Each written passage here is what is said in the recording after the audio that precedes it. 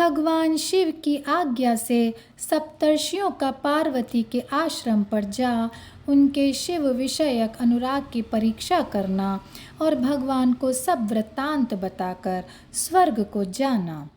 ब्रह्मा जी कहते हैं, देवताओं के अपने आश्रम में चले जाने पर पार्वती जी के तप की परीक्षा के लिए भगवान शंकर समाधिस्थ हो गए। वे स्वयं अपने आप में अपने ही परात पर स्वस्थ माया रहित तथा उपद्रव शून्य स्वरूप का चिंतन करने लगे। उस ध्येय वस्तु के रूप में साक्षात भगवान महेश्वर ही विराजमान हैं। उनकी गति का किसी को ज्ञान नहीं होता। वे भगवान वृषभध्वज ही सबके सृष्टा हैं, परमेश्वर हैं। तात उन दिनों पार्वती देवी बड़ी भारी तपस्या कर रही थीं। उस तपस्या से रुद्रदेव भी बड़े विस्मय में पड़ गए। भक्ताधीन होने के कारण ही वे समाधि से विचलित हो गए और किसी कारण से नहीं। तदनंतर सृष्टिकर्ता हर ने वशिष्ठ आदि सप्तर्षियों का स्मरण किया। उनके स्मरण करते ही सातों ऋषि शीघ्र ही वहां आ पहुँचे। उनके मुख पर प्रसन्नता छा रही थी तथा वे सब के सब अपने सौभाग्य की अधिक सराहना करते थे। उन्हें आया देख भगवान शिव के नेत्र प्रसन्नता से प्रफुल्ल कमल के समान खिल उठे और वे हंसते हुए बोले, तात सप्तर्षियों, तुम सब लोग मेरे हितकारी तथा संपूर्ण वस्तुओं के ज्ञान में निपुण हो, अतः शीघ्र मेरी बात सुनो। गिरिराज कुमारी देवेश्वरी पार्वती इस समय सुस्थिर चित्त हो गौरी शिखर नामक पर्वत पर तपस्या कर रही हैं। मुझे पति रूप में प्राप्त करना ही उनकी तपस्या का उद्देश्य है। द्विजो, इस समय केवल सखियां ही उनकी सेवा में हैं। मेरे सिवा दूसरी समस्त कामनाओं का परित्याग करके वे एक उत्तम निश्चय पर पहुंच चुकी हैं। मुनिवरों, तुम सब लोग मेरी आज्ञा से वहां जाओ और प्रेम पूर्ण हृदय से उनकी दृढ़ता की परीक्षा करो। वहां तुम्हें सर्वथा छल युक्त बातें कहनी चाहिए।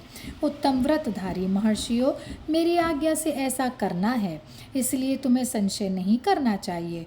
भगवान शंकर की यह आज्ञा पाकर वे सातों ऋषि तुरंत ही उस स्थान पर जा पहुँचे जहाँ दीप्तिमती जगन माता पार्वती जी विराजमान थीं। सप्तर्षियों ने वहाँ शिवा को तपस्या की मूर्तिमती दूसरी सिद्धि के समान देखा। उनका तेज महान था। वे अपने उत्तम तेज से प्रकाशित हो रही थीं। उन उत्तम व्रतधारी सप्तर्षियों ने उन्हें मन ही मन प्रणाम किया और उनके द्वारा विशेषतः पूजित हो वे मस्तक झुकाए इस प्रकार बोले। ऋषियों ने कहा, देवी गिरिराज नंदिनी, हमारी ये बात सुनो।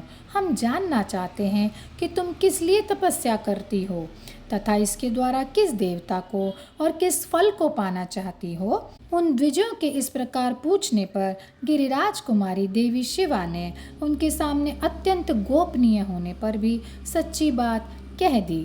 पार्वती जी बोली, मुनीश्वरों, आप लोग प्रसन्नतापूर्ण हृदय से मेरी बात सुने। मैंने अपनी बुद्धि से जिसका चिंतन किया है, अपना वह विचार मैं आपके सामने रखती हूँ। आप लोग मेरी असंभव बातें सुनकर मेरा उपहास करेंगे, इसलिए उन्हें कहने में संकोच ही होता है। तथापि कहती हूँ, क्या करूं? मेरा ये मन अत्यंत दृढ़तापूर्वक एक उत्कृष्ट कर्म के अनुष्ठान में लगा है और ऐसा करने के लिए विवश हो गया है। यह पानी के ऊपर बहुत बड़ी और ऊंची दीवार खड़ी करना चाहता है। देवर्षि का उपदेश पाकर मैं भगवान रुद्र मेरे पति हों, इस मनोरथ को मन में लिए अत्यंत कठोर तप करके रही हूँ। मेरा मन रूपी पक्षी बिना पाँख के ही हठपूर्वक आकाश में उड़ रहा है। मेरे स्वामी करुणा निधान भगवान शंकर ही उसके इस आशा की पूर्ति कर सकते हैं। पार्वती का यह वचन सुनकर वे मुनि हंस पड़े और गिरिजा का सम्मान करते हुए प्रसन्नतापूर्वक छल युक्त मिथ्या वचन बोले। ऋषियों ने कहा, गिरिराज नंदिनी, देवर्षि नारद व्यर्थ ही अपने को पंडित मानते हैं। उनके मन में क्रूरता भरी रहती है। आप समझदार होकर भी क्या उनके चरित्र को नहीं जानती? नारद छल कपट की बातें करते हैं और दूसरों के चित्त को मोह में डालकर मत डालते हैं। उनकी बातें सुनने से सर्वथा हानि ही होती है। ब्रह्मपुत्र दक्ष के पुत्रों को नारद ने जो छलपूर्ण उपदेश दिया, उसका फल यह हुआ कि वे सब के सब अपने पिता के घर लौट कर न आ सके। यही हाल हाल उन्होंने दक्ष के दूसरे पुत्रों का भी किया। वे भी उनके चक्कर में आकर भिखारी बन के रह गए। विद्याधर चित्रकेतु को इन्होंने ऐसा उपदेश दिया कि उसका घर ही उजड़ गया। प्रहलाद को अपना चेला बनाकर इन्होंने हिरण्यकशिपु से बड़े बड़े दुख दिलवाए। ये सदा दूसरों की बुद्धि में भेद पैदा किया करते हैं। नारद मुनि कानों को पसंद आने वाली अपनी विद्या जिस जिसको सुना देते हैं, वही अपना घर छोड़कर तत्काल भीख मांगने लगता है। उनका मन मलिन है, केवल शरीर ही सदा उज्जवल दिखाई देता है।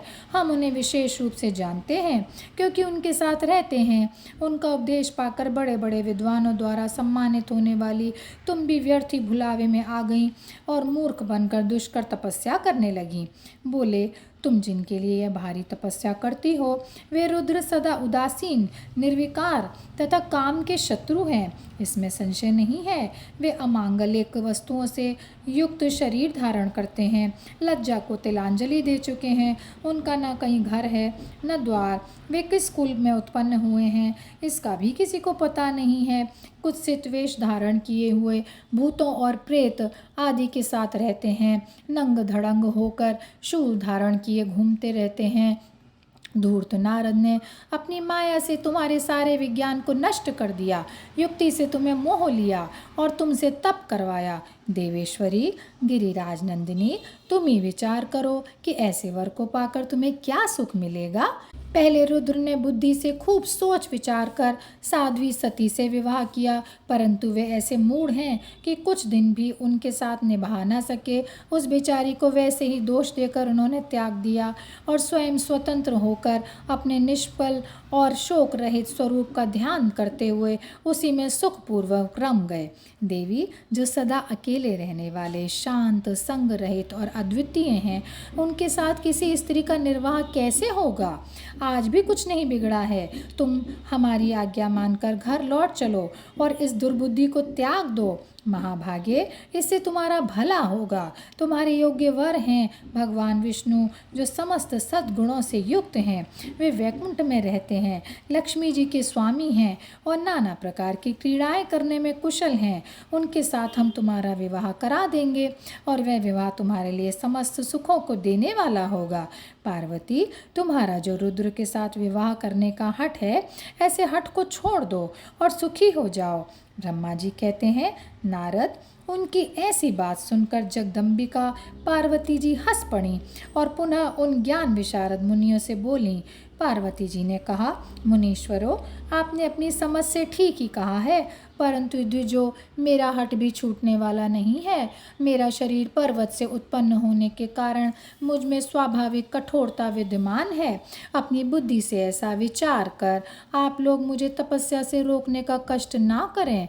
देवर्षि का उपदेश वाक्य मेरे लिए परम हितकारक है, इसलिए मैं उसे कभी नहीं छोड़ूंगी। वेद वेदता भी यह मानते हैं कि गुरुजनों का वचन हितकारक होता है, गुरुओं का वचन सत्य होता है। ऐसा जिनका दृढ़ विचार है, उन्हें यह लोक और परलोक में परम सुख की प्राप्ति होती है और दुख कभी नहीं होता। गुरुओं का वचन सत्य होता है, यह विचार जिनके हृदय में नहीं है, उन्हें यह लोक और परलोक में भी दुख ही प्राप्त होता है, सुख कभी नहीं मिलता। अतः द्विजो, गुरुओं के वचन का कभी किसी तरह से भी त्याग नहीं करना चाहिए। मेरा घर बसे या उजड़ जाए, मुझे तो यह हठ ही सदा सुख देने वाला है। मुनिवरों, आपने जो बात कही है, मैं उनका आपके कहे हुए तात्पर्य से भिन्न अर्थ समझती हूँ और उनका यहाँ संक्षेप से विवेचन प्रस्तुत करती हूँ। आपने ये ठीक कहा है कि भगवान विष्णु सद्गुणों के धाम तथा लीला विहारी हैं। साथ ही आपने सदाशिव को निर्गुण कहा है। इसमें जो कारण है वह बताया जाता है। भगवान शिव साक्षात परब्रह्म हैं, अतएव निर्विकार हैं। वे केवल भक्तों के लिए शरीर धारण करते हैं, फिर भी लौकिक की प्रभुता को दिखाना नहीं चाहते। अतः परमहंसों की जो प्रिय गति है उसी को वे धारण करते हैं। क्योंकि वे भगवान शंभु परमानंदमय हैं, इसलिए अवधूत रूप से रहते हैं। माया लिप्त जीवों को ही भूषण आदि की रुचि होती है, ब्रह्म को नहीं। वे प्रभु गुणातीत, अजन्मा, माया रहित, अलक्ष्य गति और विराट हैं। द्विजो, भगवान शंभु किसी विशेष धर्म या जाति आदि के कारण किसी पर अनुग्रह नहीं करते। मैं गुरु की कृपा से ही शिव को यथार्थ रूप से जानती हूँ। ब्रह्मर्षियों, यदि शिव मेरे साथ विवाह नहीं करेंगे तो मैं सदा कुमारी ही रह जाऊंगी, परंतु दूसरे के साथ विवाह नहीं करूंगी। यह मैं सत्य सत्य कहती हूँ।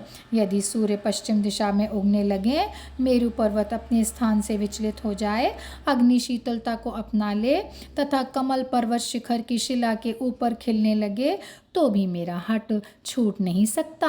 यह मैं सच्ची बात कहती हूँ। ब्रह्मा जी कहते हैं, नारद, ऐसा कहकर उन मुनियों को प्रणाम करके गिरिराज कुमारी पार्वती निर्विकार चित्त से शिव का स्मरण करती हुई चुप हो गईं। इस प्रकार गिरिजा के उस उत्तम निश्चय को जानकर वे सप्तर्षि भी उनकी जय जयकार करने लगे और उन्होंने पार्वती जी को उत्तम आशीर्वाद दिया। मुने, गिरिजा देवी की परीक्षा करने वाले वे सातों ऋषि उनको प्रणाम करके प्रसन्न चित्त होकर शीघ्र ही भगवान शिव के स्थान को चले गए। वहां पहुंचकर शिव को मस्तक नवा, उनसे सारा वृत्तांत निवेदन करके उनकी आज्ञा लेकर के वे पुनः सादर स्वर्गलोक को चले गए। और यहीं पर यह अध्याय समाप्त होता है। ओम नमः शिवाय, ओम नमः शिवाय, ओम नमः शिवाय। ओम नमः शिवाय, ओम नमः शिवाय, ओम नमः शिवाय, ओम नमः शिवाय, ओम नमः शिवाय, ओम नमः शिवाय, नमः शिवाय, नमः शिवाय, नमः शिवाय।